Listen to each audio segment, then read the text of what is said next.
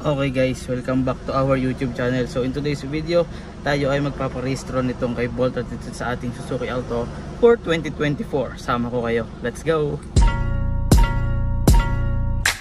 Okay, so yun na nga guys, today ay paalis na tayo. So time check, 1:11 PM na, no? So bakit ganitong oras na tayo alis? So syempre, ang mindset ng mga tao sa LT or sa mga nagpaparehistro, nagre-renew ng lisensya is paagahan para mauna. So babalik rin natin ng konti yung mindset. Gagawin natin is tanghali tayo pupunta para sa tingin ko wala na masyadong tao. So tingnan natin pagdating doon. So at the end of this video, I will be sharing kung magkano yung magagastos natin sa registration nitong ating Suzuki Alto, kasama ang insurance, ang emission, and all of that, no? So bago yon, syempre magdadrive muna ako. Pag lipat nito, nandun na tayo sa LTO. Let's go.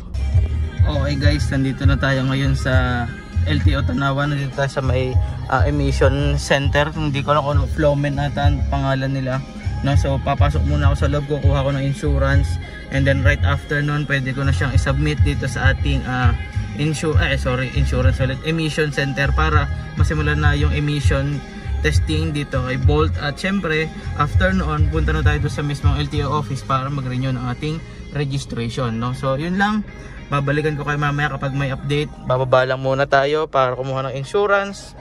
Let's go. Okay na guys, nakakuha na tayo ng insurance. Sunod ay sa emission na.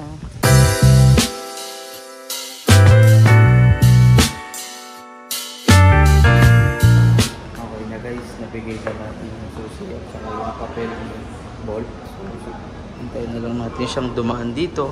Tapos after niya ma-emission testing, pabayadan natin. Tapos doon na tayo sa LTO mismo para sa registration. So tingin ko naman mabilis lang to, kasi kung papansinin nyo, tama ang ating hula. Wala masyadong tao ngayon. So dumating tayo dito is 1:50 PM, no? Ngayon is 2:01 na. So good decision, no? Let's go!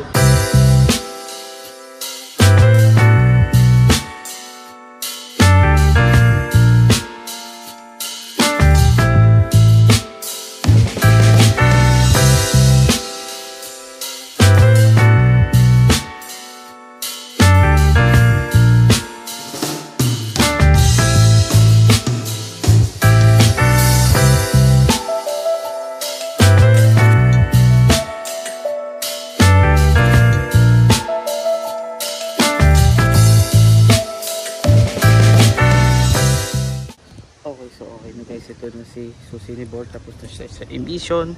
Ito na siya, punta na tayo ng LTO para magpa-rehistro, no? So again, yung breakdown ng process natin is mamaya sa susunod na ikot nito siguro tapos na tayo sa LTO. Pero time check, it's already 2:24, 2:25 nung natapos yan. Hindi ko lang kung kita sa relo, pero 2:25 tayo natapos dito, no? So mabilis lang kasi nga tanghali na, wala na masyadong mahabang pila, hindi tulad kapag umaga, no? So punta na tayo sa LTO. Let's go. Okay, so yun na guys, nakakatapos lang ng ating registration kay Bolt, no? It's already 3:33, no? Balik na tayo kay Bolt, tapos doon natin i-discuss. Okay guys, nandito na tayo kay Bolt, no? Sakay lang tayo, tapos i-discuss na natin kung ano ang mga nangyari sa loob kanina, ano? Okay, so ang naging expenses natin for today's video, no? I-start muna natin siya. So ayun guys, ang mga naging expenses natin para sa pagpaparehistro ni Bolt ay gumastos tayo ng 10 pesos para sa photocopy, and then sa insurance is 900 pesos, and then dito sa emission is 950 pesos, and then dun sa LTO registration kanina, which is around an hour ko hinintay kasi nag-offline yung system, ang siningil sa atin is 1,610. So the total for today's expenses is 3,470, no? So okay na ba yun? So I think okay na, kasi parang ganun din yung naging expenses ng registration dito kay Bolt last year, no? So same lang.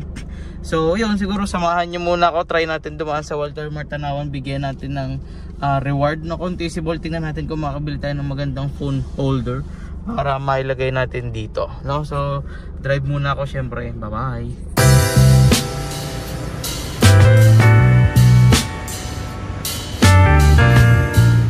Okay, so yun na guys, nandito na tayo sa Walter. Akyat lang tayo, tapos tingnan natin kung meron tayong mabibili na katulad nung nabili ni Winnie para kay Pixel, no? Kasi maganda siya, no?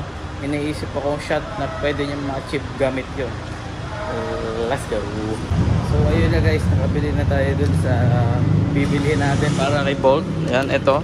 Set up lang natin siya dito, no? Hindi na ako nag-record sa taas kasi ang ingay-ingay, nakakainis. Set up lang natin to tapos uwi na tayo.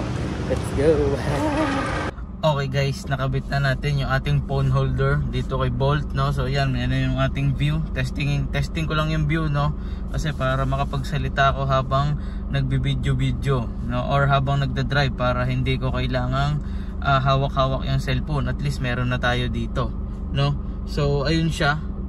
Tingnan natin kung ano magiging resulta nito, no? So ayun lang, maraming salamat sa pagsama nyo sa akin. Again, ang nagastos natin sa registration for today is 3,470, no? Itong phone holder na to is 330. Kung saan ko binili, comment nyo sa baba kung gusto nyo malaman. Yun lang everyone, maraming salamat. Bye bye.